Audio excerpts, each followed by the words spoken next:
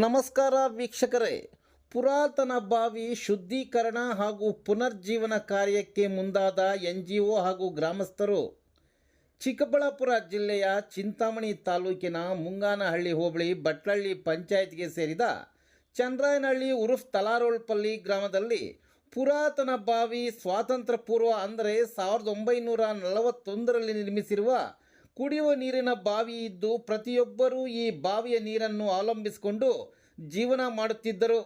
ಆಗಿನ ಕಾಲದಲ್ಲಿ ಯಾವುದೇ ಕೊಳವೆ ಬಾವಿಗಳು ಇಲ್ಲದಿರುವುದರಿಂದ ನಮ್ಮ ಪೂರ್ವಜರು ಆಳವಾಗಿ ತೋಡಿದ ಬಾವಿಗೆ ಕಲ್ಲು ಚಪ್ಪಡಿಗಳಿಂದ ನಿರ್ಮಿಸಿದ್ದು ಸೇದುವ ಬಾವಿ ಅಂತಲೂ ಕರೆಯುತ್ತಿದ್ದರು.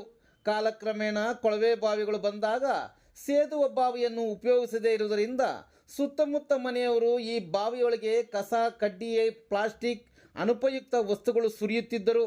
ಈ ಬಾವಿ ಪಾಳು ಬಾವಿಯಾಗಿದ್ದು ಇದರ ಕಡೆ ಯಾರೂ ಗಮನ ಹರಿಸಲಿಲ್ಲ.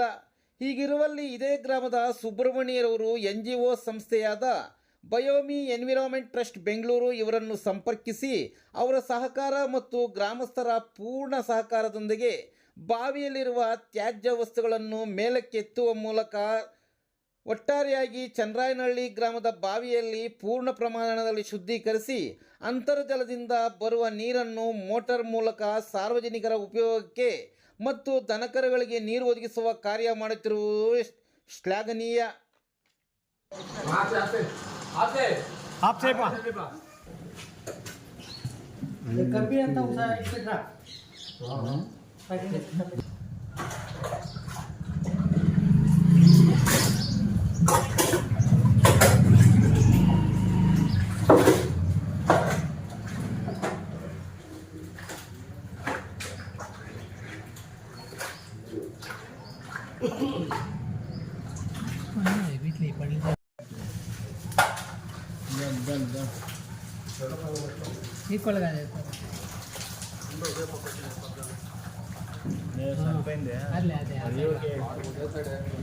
ఒకే సైడ్ వేసి నడపండి.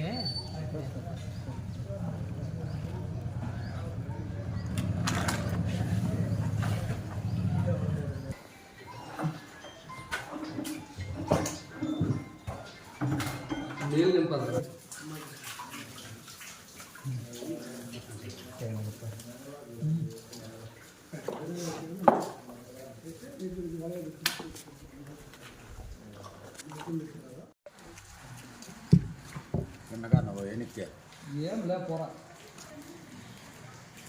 దేశంగా బాగా సాధారణంగా ఉంది లేని కూడా బాగా చిన్నగా బాగా ఉండకే నగర అది ఏమో బాగుంటుంది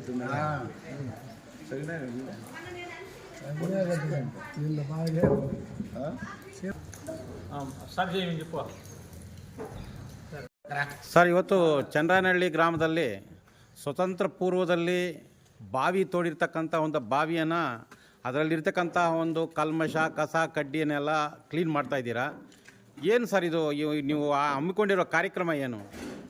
ಇದು ಪುರಾತನ ಕಾಲದ್ದು 1941ರಲ್ಲಿ ಸ್ವತಂತ್ರ ಬರೋಕ್ಕಿಂತ ಮುಂಚೆನೇ ಕಟ್ಟಿರುವಂಥದ್ದು. ನಮ್ಮ ಪೂರ್ವಜರೆಲ್ಲ ನಮ್ಮ ಊರಿಗೋಸ್ಕರ ಸಾಕಷ್ಟು ಪರಿಶ್ರಮ ಪಟ್ಟು ಒಳ್ಳೆ ಕಟ್ಟಡ ಕಟ್ಟಿದ್ದಾರೆ. ನಮ್ಮ ಊರಿಗೆಲ್ಲ ಒಂದು ಕಾಲದಲ್ಲಿ ಹಲವಾರು ತಲೆಮಾರುಗಳಿಗೆ ನಮಗೆಲ್ಲ ಜೀವಜಲ ಕೊಟ್ಟು ನಮ್ಮನ್ನೆಲ್ಲ ಕಾಪಾಡಿದೆ. ಅಷ್ಟೇ ಅಲ್ಲ, ನಮಗೆಲ್ಲರಿಗೂ ಕೂಡ ಈ ಬಾವಿ ಅಂದರೆ ಸ್ವಲ್ಪ ಸೆಂಟಿಮೆಂಟ್ ಇದೆ. ಏಕೆಂದರೆ ಎಲ್ಲ ಇಲ್ಲಿ ಆಟ ಆಡ್ಕೊಂಡು ನೀರು ಕುಡ್ಕೊಂಡು ನಮ್ಮನ್ನೆಲ್ಲ ಸಾಕಿರುವಂಥ ಬಾವಿ. ಅದಕ್ಕೆ ನಾವೆಲ್ಲರೂ ಊರಿನವರೆಲ್ಲರೂ ಸೇರಿಕೊಂಡು ಇವತ್ತು ಈ ಕಾರ್ಯಕ್ರಮವನ್ನು ಮಾಡ್ತಾಯಿದ್ದೀವಿ.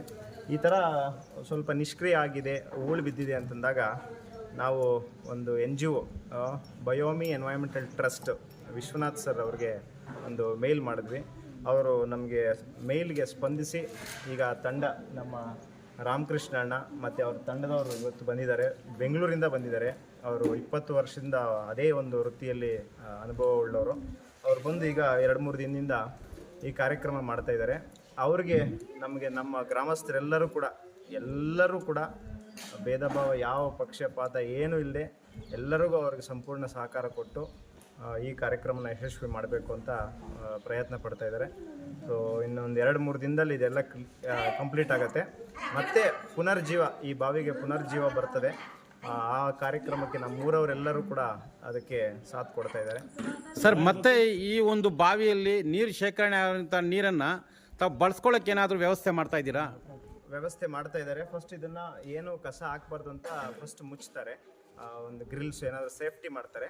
ಅದಾದಮೇಲೆ ಒಂದು ಮೋಟರ್ ವ್ಯವಸ್ಥೆ ಎಲ್ಲ ಮಾಡಿ ಊರಿನ ಹಿರಿಯರು ಎಲ್ಲ ದೇವಸ್ಥಾನದ ಅನುಕೂಲಕ್ಕೆ ಮತ್ತು ಊರಿನ ಅನುಕೂಲಕ್ಕೆ ಎಲ್ಲ ಮಾಡ್ತಾರೆ ಸರ್. ಇದು ಒಂದು ನೀರು ಒಂದು ಎಲ್ಲ ಸಾರ್ವಜನಿಕರ ಉಪಯೋಗಕ್ಕೆ ಮಾಡ್ತಾ ಇದ್ದೀರಾ? ಸಾರ್ವಜನಿಕರ ಉಪಯೋಗಕ್ಕೆ ಮತ್ತು ದೇವಸ್ಥಾನಕ್ಕೆ ಮತ್ತು ಜಾನುವಾರುಗಳಿಗೂ ಕೂಡ ಇದನ್ನು ಬಳಸ್ತಾ ಇತ್ತು. ಸೊ ಅನುಕೂಲ, ಎಲ್ಲರಿಗೂ ಅನುಕೂಲ ಆಗ್ತದೆ. ಓಕೆ ಸರ್, ತಾವು ಈ ಒಂದು ಹೂಳು ಬಿದ್ದಿರ್ತಕ್ಕಂಥ ಹಳೇ ಒಂದು ಪಾಡು ಬೀಳತಕ್ಕಂಥ ಬಾವಿಯನ್ನು ಸ್ವಚ್ಛ ಮಾಡೋ ಕಾರ್ಯಕ್ರಮದಲ್ಲಿ ನಿರತರಾಗಿದ್ದೀರಾ. ತಾವು ಈ ಒಂದು ಕಾರ್ಯ ಎಷ್ಟು ವರ್ಷಗಳಿಂದ ಮಾಡ್ತಾ ಇದ್ದೀರಾ? ಎಲ್ಲೆಲ್ಲಿ ಮಾಡಿದ್ದೀರಾ ನೀವು ಈ ಒಂದು ಕಾರ್ಯಕ್ರಮ? ನಾವು ಈ ಬಾವಿಗೆಲ್ಲ ಒಂದು 26 ವರ್ಷದಿಂದ ಮಾಡ್ತಾ ಇದ್ದೀವಿ. ನಮ್ಮ ತಂದೆಯವರು ಮಾಡ್ತಾಯಿದ್ರು, ನಮ್ಮ ತಾತನವ್ರು ಮಾಡ್ತಾಯಿದ್ರು, ನಾವು ಅದನ್ನೇ ಮಾಡ್ಕೊಂಡು ಬರ್ತಾಯಿದ್ದೀವಿ. ಈ ಥರ ಬಾವಿಗಳು ಲೆಕ್ಕ ಇಲ್ಲ ಸರ್, ಸಾವಿರ ಗಟ್ಟಲೆ ಮಾಡಿದ್ದೀವಿ. ಎಷ್ಟೋ ಟನ್, ಒಂದು 10 ಟಿಪ್ಪರು 20 ಟಿಪ್ಪರು ಆ ಥರ ಇರ್ತದೆ ಒಂದೊಂದು ಬಾವಿಯಲ್ಲಿ. ಒಂದು ಬಾವಿಯಲ್ಲಿ ಒಂದು ಟ್ರ್ಯಾಕ್ಟರ್ ಇರ್ತದೆ, ಒಂದು ಬಾವಿಯಲ್ಲಿ 20, 15 ಈ ಥರ ಪೂರ್ತಿ ಮುಚ್ಚಿರ್ತಾರೆ. ಅದನ್ನೆಲ್ಲ ಲೆಕ್ಕನೇ ಇಲ್ಲ, ಅಷ್ಟು ಬಾವಿಗಳು ಮಾಡಿದ್ದೀವಿ. ಅಂದರೆ ಆ ಗ್ರಾಮಸ್ಥರ ಒಂದು ಮನವಿ ಮೇರೆಗೆ ತಾವು ಈಗ ಬರ್ತೀರಾ? ನಮಗೆ ನಮ್ಮ ಬಯೋಮ್ ಎನ್ವೈರ್ಮೆಂಟ್ ಟ್ರಸ್ಟ್ ಅಂತ ಬೆಂಗಳೂರಲ್ಲಿದೆ, ವಿಶ್ವನಾಥ್ ಅವ್ರ ಕಡೆಯಿಂದ ನಾವು ಈ ಕೆಲಸಗಳನ್ನ ಮಾಡ್ತಾಯಿದ್ದೀವಿ. ನೀವು ಆ ಟ್ರಸ್ಟ್ ಮುಖಾಂತರ ಬರ್ತಾ ಇದ್ದೀರಾ? ಆ ಟ್ರಸ್ಟಿಂದ ಇವ್ರ ಮನವಿ ಅವ್ರಿಗೆ ತಿಳಿಸಿದ್ದಾರೆ, ಅವ್ರ ಮುಖಾಂತರ ಈಗ ಬಯೋಮ್ ಟ್ರಸ್ಟ್ ಕಡೆಯಿಂದ ಈ ಕೆಲಸ ಎಲ್ಲ ಆಗ್ತಾ ಇದೆ.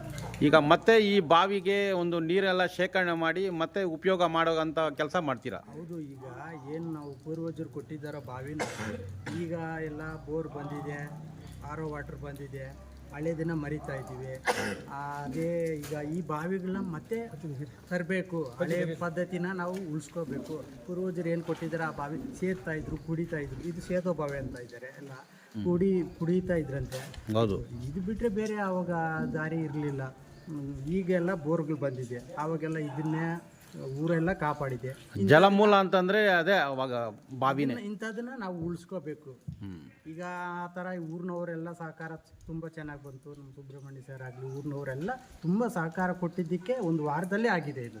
ಇಲ್ಲಾಂದರೆ ನಮ್ಗೆ ಇನ್ನೂ ಲೇಟ್ ಆಗೋದು ಈ ಕೆಲಸ. ತುಂಬ ಒತ್ತಡ, ಇದನ್ನು ಮಾಡಬೇಕು ಅಂತೇಳಿ ಊರಿನವರೆಲ್ಲ ಒಂದು ಏನು ಒಟ್ಟಾರೆಯಾಗಿ ಗ್ರಾಮಸ್ಥರ ಸಹಕಾರ ನಿಮಗೆ ಸಂಪೂರ್ಣ ಸಿಕ್ಕಿದೆ. ಅವರು ಈ ಬೆಂಬಲ ಕೊಟ್ಟಿದ್ದಕ್ಕೆ ಬೇಗ ಈ ಕೆಲಸ ಮಾಡೋದಕ್ಕೆ ಅನುಕೂಲ ಆಗಿದೆ. Okay sir.